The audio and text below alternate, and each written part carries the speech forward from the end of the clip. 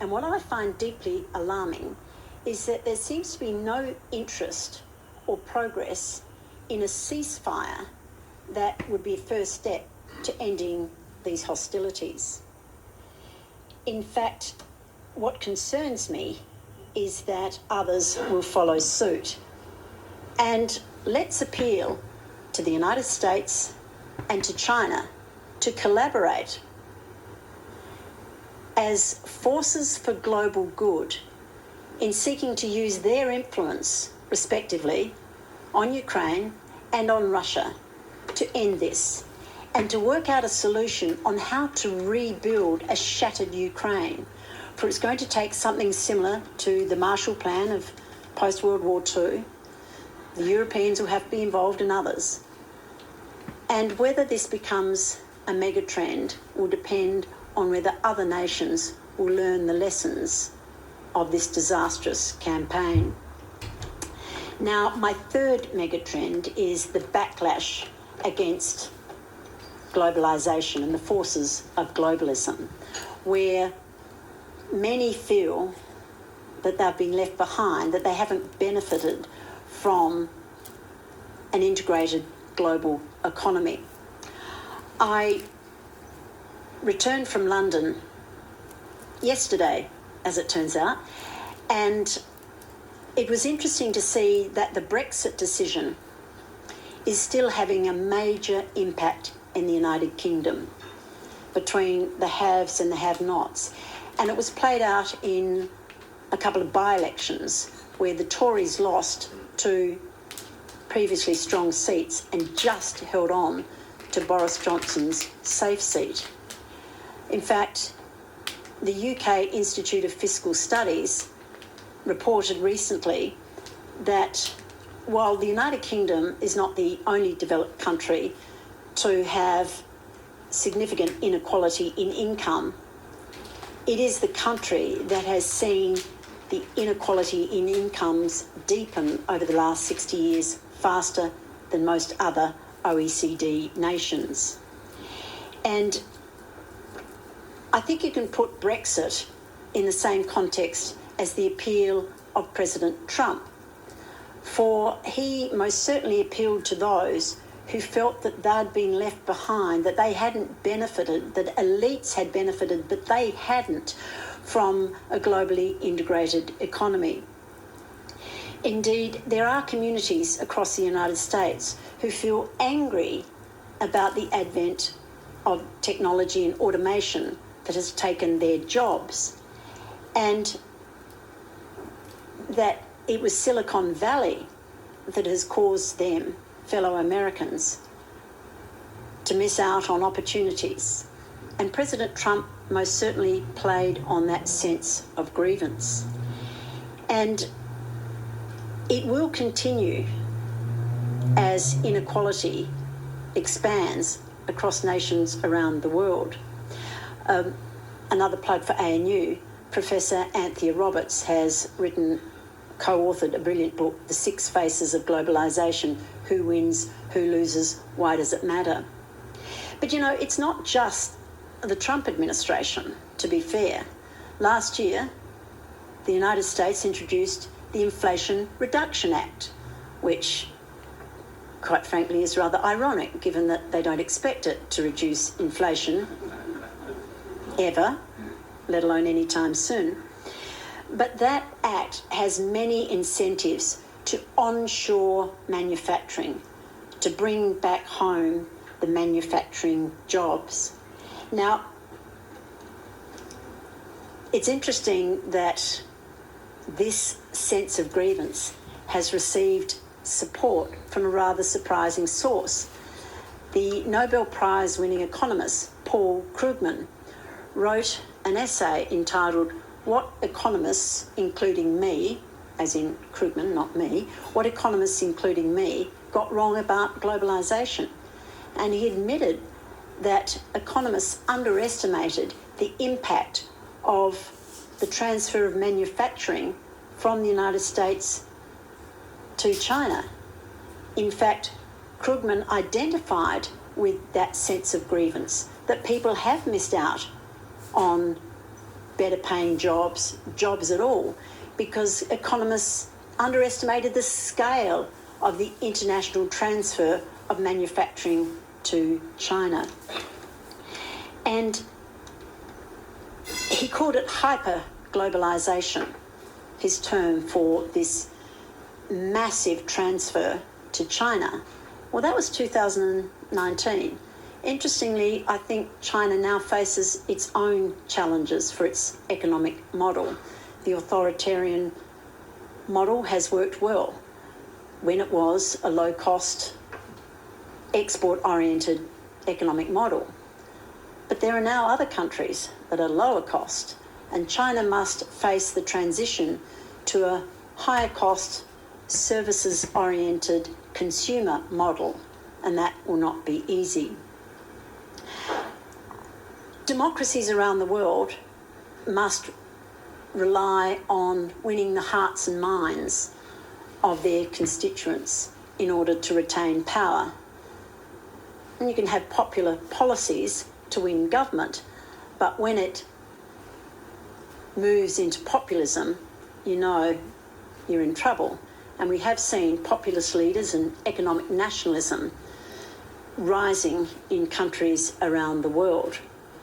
And hearing about migration policies and trade policies and tariffs that are all very popular in the short term, but are disastrous in the long term. And we know, for history has proven that to be the case.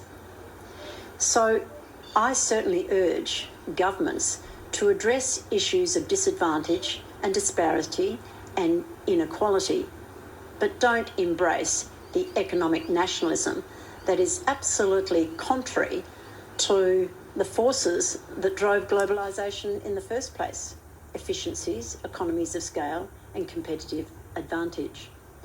Now, Australia has the policy smarts to provide support and guidance to countries around the world on addressing inequality.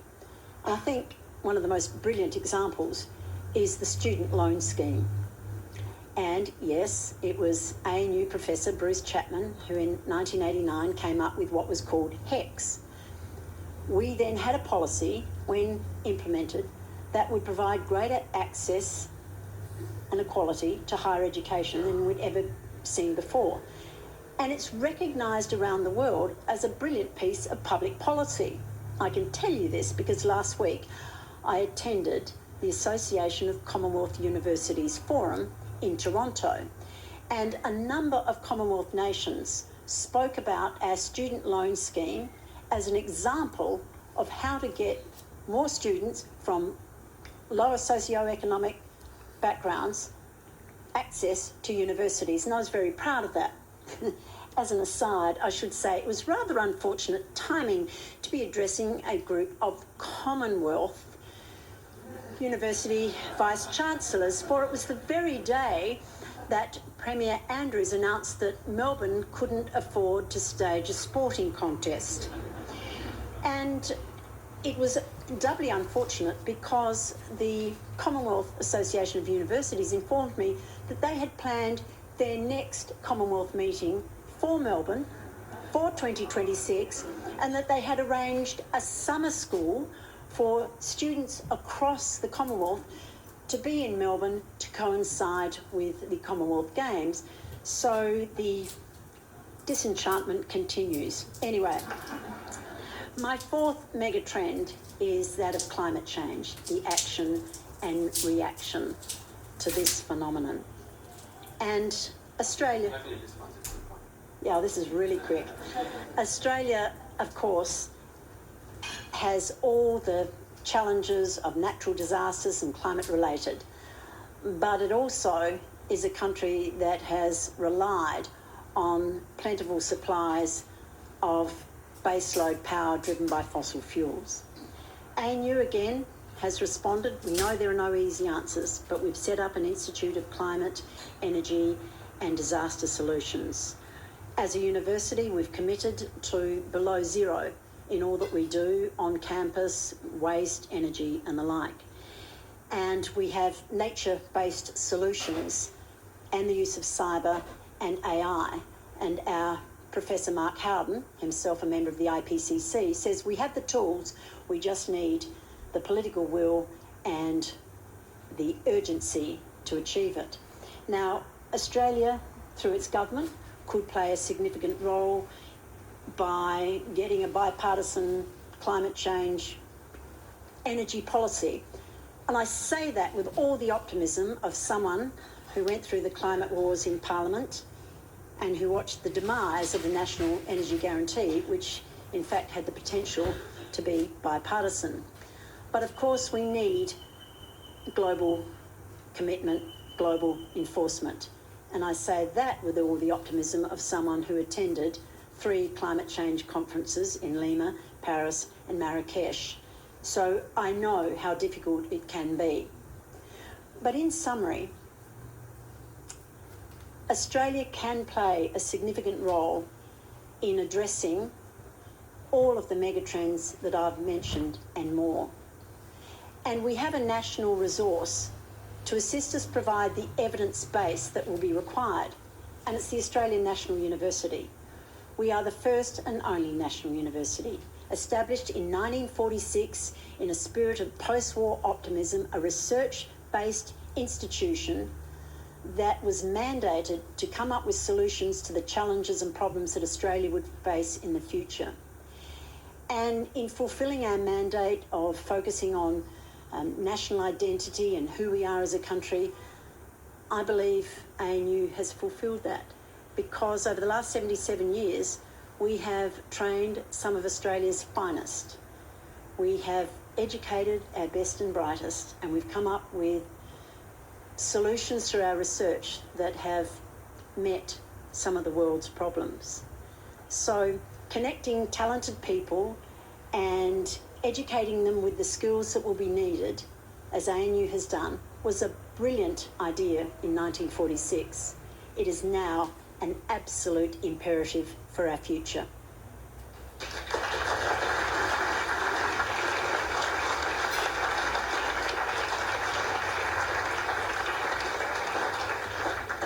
Thank you, Julie. That was a tour de force, a bringing together of a whole lot of issues, masterfully done, and a lot of meat there that we can tease out. I'll probably leave it to one or two of the journalists to ask you a question, for instance, in regard to how Australia could develop a bipartisan climate policy, how hard that has been. It's a pretty thorny one, that one, at least in Australia's political context. I'll just begin, though, by asking you to expand on 2 quick things, or at least to quickly expand on them. They're not quick issues in themselves. You talked about Australia potentially playing a role as a kind of an interlocutor or facilitator of dialogue to manage the Taiwan question. I think it's a fascinating idea, and so if you could just perhaps expand on that a little bit. And also just on the rules-based order, it's always been a fairly flexibly interpreted doctrine. Within it, we saw the concept of spheres of influence, and we saw that Russia was allowed to move on Czechoslovakia and Hungary, and America was able to do things, Vietnam, for example. So is China within is it reasonable, I suppose, from China's perspective, as it emerges in this new period in the 21st century, for it to be looking for a reinterpretation of that rules-based order, or at least for the strategic space that those other powers have had through the 20th century? Let me take the Taiwan question first, and I don't overestimate Australia's role in such a vexed issue, but I was reassured, if you like, from comments of Prime Minister Trudeau and others in my recent overseas trips, that they do look to Australia to call it as it is. They do look to Australia to be a voice of reason. And I'm not suggesting that we will have a significant influence over China, although I'd like to think they would listen to our view.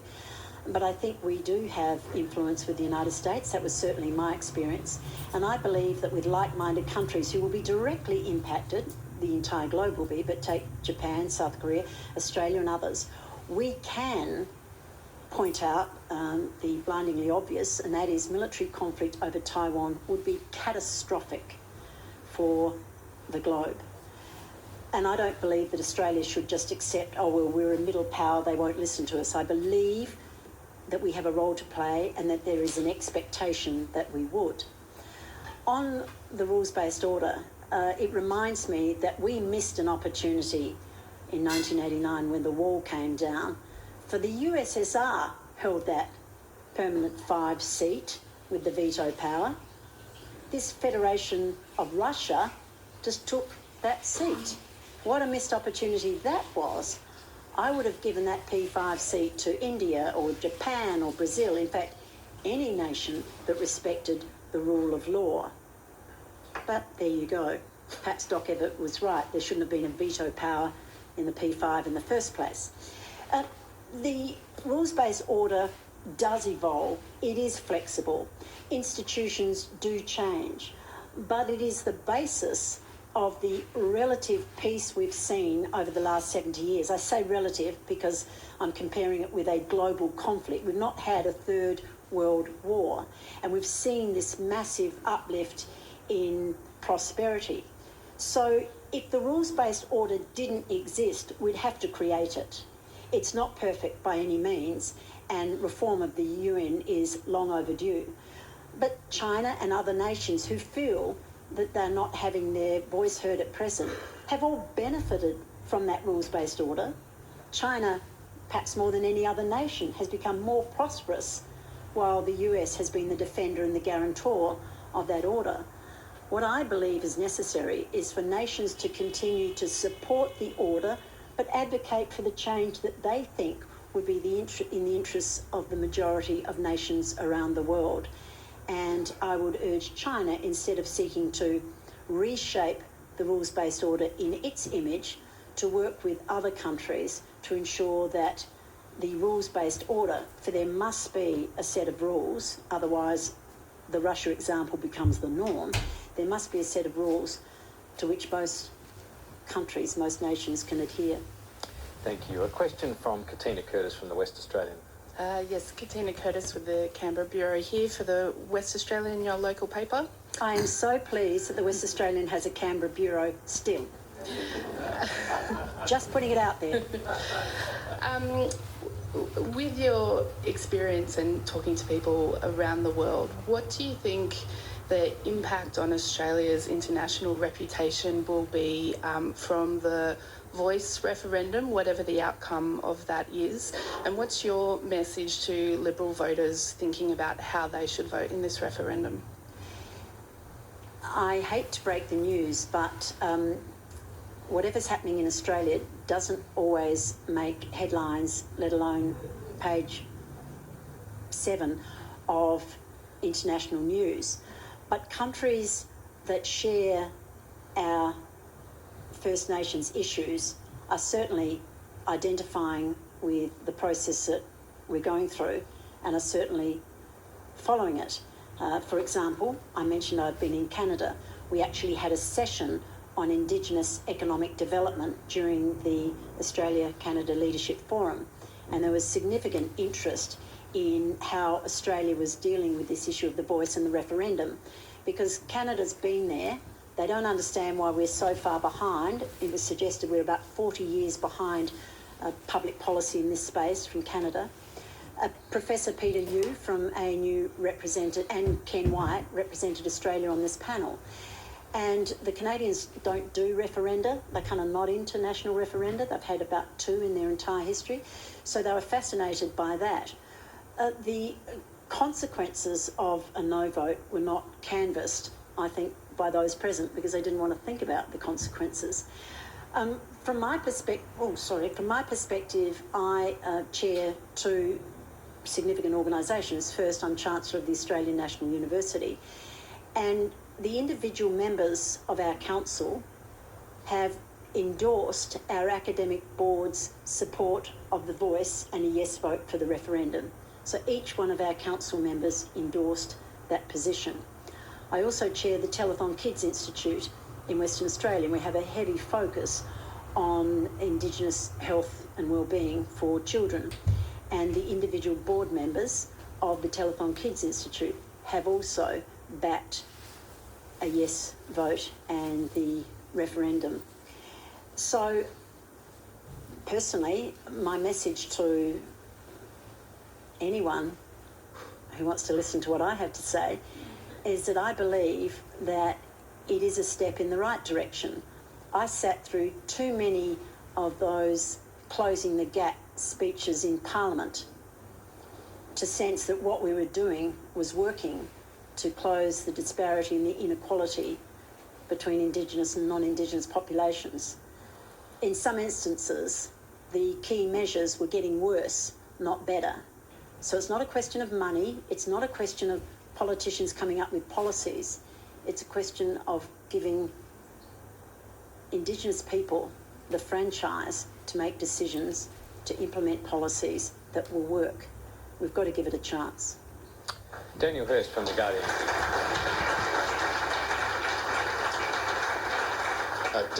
Daniel Hurst from Guardian Australia. On the same topic, given you were Deputy Liberal Leader for 11 years, are you disappointed that the party under Peter Dutton is actively campaigning for no? And Liberal Party supporters will have heard the party saying this is risky, it's divisive, it's Orwellian, will re-racialise Australia. Are you disappointed by that sort of rhetoric, and what message of reassurance would you offer to Liberal Party supporters about their ability to support this? Daniel, the complexity of this matter is exacerbated by the fact that there is not agreement within Indigenous communities, and I'm well aware that there are two leading Indigenous leaders on opposite sides of the case. So you have Noel Pearson, Warren Mundine. I think that confuses people. And the challenge for this referendum, and I needn't spell it out to this room because you all understand, is that the more complex the issue, the less bipartisan it is, the less likely it is to succeed. We've had something like 44 referenda in this country, only 8 have succeeded. I believe all 8 had bipartisan support. They were kind of no-brainers, like giving Indigenous people the vote. And so the more complex it is and the less bipartisan it is, the less likely it is to meet that very high standard of a majority of votes in a majority of states. We've even had referenda that have won the yes vote but have lost on the majority of states benchmark. So I don't express emotions these days about what goes on in politics. I'm not excited, I'm not disappointed. I'm pragmatic about the choices that political parties take. My position as private citizen Julie Bishop and as Chancellor Bishop and Chairman is to support the yes case, for I believe that many Indigenous people whom I respect greatly have put a lot of thought into this, and they believe that it is a step in the right direction. No one's claiming that it's going to end inequality and disparity, but surely we have to try something that comes from Indigenous people themselves. Will private citizen Julie Bishop actively be campaigning out there for yes? I thought private citizen Julie Bishop, why do I have to talk about myself in the third person? I have just said yes. to the National Press Club yes. my position. That's about as public as I get these days. Andrew Tillett from the Financial Review. Thanks, Mark. Mr Bishop, thank you for appearing today.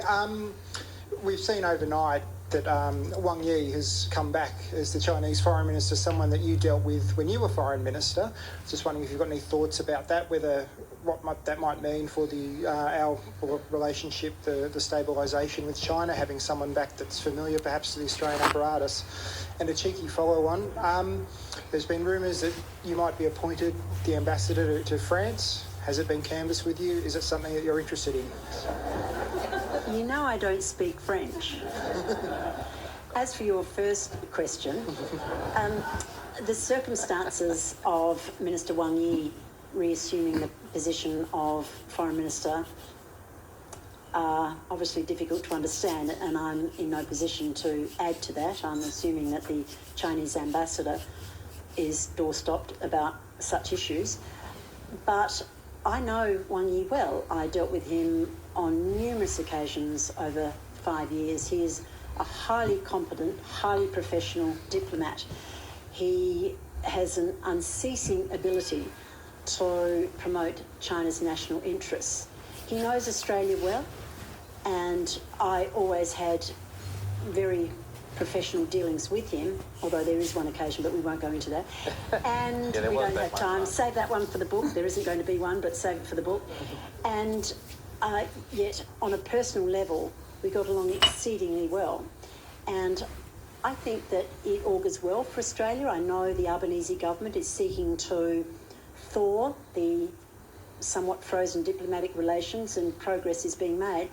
There's still a way to go, it's fair to say, but I think with Minister Wang Yi, at least we have a minister who knows us well and understands the challenges that Australia faces in working with China, where we disagree on some global issues, but where we have significant reason to collaborate on trade, on students, on tourism.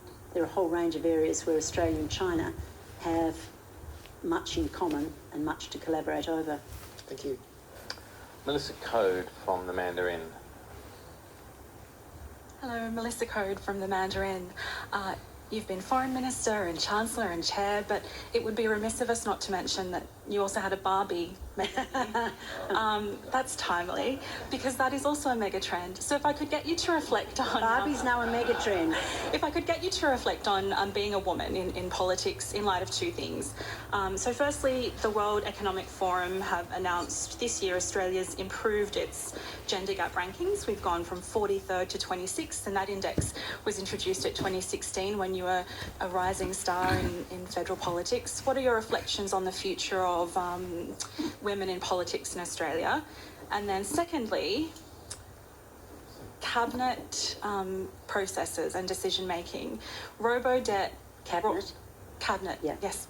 Robo-debt brought to light the importance of public servants giving frank and fearless advice to cabinet ministers, and what happened in that cabinet process was obviously very important. And the reason I'd love you to speak to this is it goes to the heart of this question of disenfranchisement that you talked about when you spoke to issues of globalisation, because robo-debt obviously does nothing for the enfranchisement of some vulnerable citizens. So could you reflect on the robustness of cabinet processes during your time in politics, and how your relationship with public servants helped you make good decisions in the foreign policy space? There's a lot in this question. First on Barbie. Now, my Barbie doll was in fact Foreign Minister Barbie, so it just goes to show that Barbie can be anything, including Foreign Minister. Substance and And I got a real kick out of that. No, I haven't seen the movie, in case you were wondering, but maybe I will after Oppenheimer and after Mission Impossible. And on the question of the cabinet processes, I always found that our public service was open to being questioned, to being probed. I had very competent advisors, including my former Chief of Staff, Murray Hanson, who's so delighted that I've just pointed him out, one of the backroom advisors. But I had advisors who would test and probe and challenge the Department of Foreign Affairs and Trade. And after a while, they came to expect it, and I think relish it, because there would be a contest of ideas, because my office never accepted what DFAT served up without questioning. And I found, in my time as a minister, that the more you challenged your department, the better they responded, and the more effort that they put into it. And I used to have this framework in my mind in Cabinet as to how I would deal with a proposal from the public servants. And it was based on a framework that the brilliant Thomas Sowell, an economist philosopher at Stanford, had. And he said, before you make a decision on an issue, ask yourself 3 questions. Compared to what? So the public service are giving you a decision to make. Well, what else could we do? Are there other options? Robo-debt might be a case in point. Compared to what? What else could we do to achieve this outcome? Secondly, at what cost? and I don't just mean at what financial cost, although you'd be surprised the number of times public service didn't provide the actual cost, but at what cost? And not just financial, but personal, reputational, political. Who is winning? Who is losing? At what cost? Thirdly, what's the evidence? What's the hard evidence you're relying upon that gives you some sense of comfort or certainty that you'll get the outcome you're seeking? And if there is no evidence in the brief, or the public service can't come up with the evidence, then you're taking a risk, but make sure it's a calculated risk. By the end of my time, I added a fourth question, with the greatest respect to Professor Sol, and that was, what could possibly go wrong? And I found that to be the most useful question I could ask in Cabinet. So I can't give you any more information about robo-debt other than what's obviously being available in the public arena. But a fiercely independent public service that is used to being challenged, in fact relishes being challenged, is what Australians should be demanding and should expect. Okay. Did you have another question in there? Well, robo-debt, risks... No, you had one in between Barbie and robo-debt. Barbie, being a woman in politics. Oh, being a woman. Yes. Well, I always used to say, well, I've never been a man in politics, so I can only answer to what it's like for me. Yeah. I achieved all that I wanted to achieve in politics. It would be churlish of me to say that there was a glass ceiling. I became the Minister for Foreign Affairs, which is without doubt the best job in politics. Thank you. Ben Pack. Hi, Ms Bishop. Good to see you again. Great to see you. The Productivity Commission says Chinese trade bans on Australian exports had virtually no impact. Do you think then that we should be so quick to re-engage with China when they've given us such a kickstart on diversification? And do you think Anthony Albanese should visit Beijing before the bulk of those trade bans are resolved and the detained Australians are released? I did see that Productivity Commission report, and I wasn't surprised by it because anecdotally I've spoken to, for example, winemakers across Australia, and they felt an absolute death blow in the beginning, but then they appreciated that they had put all their eggs in one basket because they were able to get bulk exports into China and good prices. It forced them to diversify and find new markets, maybe not the same amount, maybe not at the same prices, but they were forced to diversify, and they have. And that's good trade policy. That's good export policy. So you're right, we now have a kickstart in diversification. But that was always good trade policy, which is why I recall we used to pursue free trade agreements, bilateral free trade agreements, plurilateral free trade agreements if we couldn't get a multilateral free trade agreement, because Australia is an open, export-oriented market economy. We rely on fair access to markets around the world for our standard of living, for our economic growth.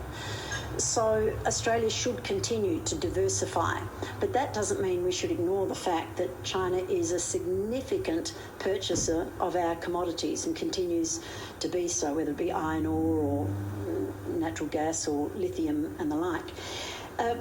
Look, China is a challenging partner. You could be a full-time foreign minister working on just China issues, but we want to be friends with everyone around the world. A country of our size, an open liberal democracy, an open export-oriented economy, we need to be part of the global economy, and China is a significant part of that economy. We're also in the same part of the world, the Indo-Pacific, so we want good relations with all nations in the Indo-Pacific. Where we disagree, we should speak out, but we should manage our disagreements. And I would encourage Prime Minister Albanese to take the opportunity, if invited, to visit Beijing. He has to be invited first, you don't just turn up. So if he is invited, I would certainly take that opportunity, and I think Foreign Minister Wang Yi would be instrumental in ensuring that such an invitation were extended. We shouldn't wait until those issues are resolved, though. Well, I don't think he'll be invited until those issues are resolved, so it's a bit of a chicken and egg. I think he has been officially invited. Well, I would, on that basis, I would go and raise these issues while I was there. I didn't think there was a date. No, there's No, there's no. That's what I thought. There's no The question date. is whether it will be this year or next year, for example. Yeah. Thank you. Well, I would accept the invitation. I would attend graciously, but the trade barriers and the outstanding thawing of relations would be top of my agenda. Julie, normally this event runs till about 1:35. We're about there now. Are you okay to take another couple of questions? Sure. Oh, terrific. Sure. Natassia Chrysanthos. Thanks. I'm Natassia Chrysanthos from the Sydney Morning Herald and The Age. I wanted to ask you about bribery allegations surrounding Australia's offshore detention system in Nauru and Papua New Guinea that have been published by the Sydney Morning Herald and The Age this week. I wanted to know what you've made of the allegations and whether you think they should be subject to an independent investigation that probes the involvement of both Labor and coalition governments. I'm afraid I know nothing more about it than what I read in summaries, and having been on a plane for the last 36 hours, I haven't given it much detailed thought.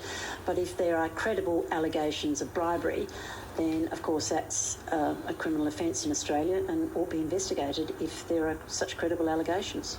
Do you think it should be, hypothetically, by a corruption watchdog or just the AFP, for example? Well, hypothetically, as I don't know the nature of the allegations, it would depend on what they were and what entity was available. It could be federal police, it could be any number, but I'm not aware of the specific details. But if there are allegations of bribery from a credible source, of course they should be investigated. Thanks. Don't you miss coming to the press club and being... Tim Shaw. Thank you, Mark. Je m'appelle Tim Shaw. Merci beaucoup for your speech. I have no idea what you just said. Oh, of course. Kevin Rudd is the Ambassador of the United States. Stephen Yes. Smith's our High Commissioner. Alexander Downer, one of the longest-serving foreign ministers, and he served in London. Former foreign ministers make great diplomats. Have you been asked to consider, whilst you are busy as Chancellor of the ANU, have you been asked to consider to serve as a diplomat? You and Penny Wong had a collegiate relationship most of the time, except for... No, we still do. Have you been asked? Well, that would be a matter between me and whomever was doing the asking. But I can assure you that I am more than delighted with my role at the Australian National University as But you won't Chancellor. rule out serving our nation as a diplomat. Tim, we don't play the rule in, rule out game. You know that. We don't play that game anymore. I am more than happy living in Australia, but I do pay credit to Stephen Smith and Kevin Rudd and any other former foreign minister or prime minister who thinks it's a good idea to pick foreign ministers up from the airport on a regular basis. Merci beaucoup. It can be a humbling job, I guess. Bloomberg's Ben Westcott. Thank you very much, and thank you very much for your speech. You were Foreign Minister during a period of incredible complexity in the China relationship. It was during the beginning of the rise of Xi Jinping, and some of the language you've used here today is things like de-escalation and referring to China as a force for global good. I'm sure anyone who was paying attention to foreign affairs around the time that you were Foreign Minister would feel quite a wave of nostalgia, that sort of period of time. It was very different from the language used by the Morrison government. And it's sort of come back towards what you were using under the Albanese government. Do you think that there could have been more subtlety in the way that the Morrison administration handled Australia's relationship with China? There's nothing more frustrating than ex-foreign ministers giving current foreign ministers advice on how they should handle bilateral relationships. But the relationship with China is complex. It can be difficult to manage. I developed a particular rapport with Minister Wang Yi and worked very hard to maintain an open, collaborative connection. It wasn't always easy, and it did change significantly from Hu Jintao, who was there when in 2013 when I first became Foreign Minister, and then Xi Jinping in 2014. And then over time, China became much more adversarial, much more aggressive in its foreign policy, and I could see that in the diplomats. And so it meant that you had to change tempo. Things were handled perhaps differently, but it did escalate after my time as Foreign Minister. Now, I'm not privy to all the reasons why, and like every political issue, there are layers and layers of complexity that we can't begin to fathom. But I find that Australia is at its most effective when we have the ear of many nations. And the reason we're so well regarded in foreign circles and on the international stage, and I can vouch for that, Australia's voice is respected and is heeded. People want to know what we think, is because we're reasonable and we're logical, and we are usually rather objective about the positions that we put forward, always highly conscious of the fact that we must act in Australia's national interest. But there are ways and means of doing it, and I think diplomacy, particularly soft power diplomacy, is underdone in this country through successive governments, and I would like to see, here's a plug, is anyone from DFAT here? I would like to see much greater focus on our diplomatic efforts, because as former Defence Secretary Jim Mattis said, a former Defence Secretary of the US, he would like to see more effort in diplomacy because military conflict is very costly. Thank you. Indeed it is. We're going to try and scoot through 3 quick questions. So you'd like me to be more concise in my answers? Or perhaps the questions. Georgia Roberts from the ABC. No? Have I got that wrong? Tess Economy, sorry, yes. Thank you very much. I might pull that down a little bit. I'm a little bit shorter. Thank you very much for your time today. As a Foreign Minister, what are your thoughts on how Australia has managed its relationships in the region within the context of increased competition? You mean the competition between the United States and China? I do. I think Foreign Minister Penny Wong is doing a very good job managing our relationships in the region, as has Prime Minister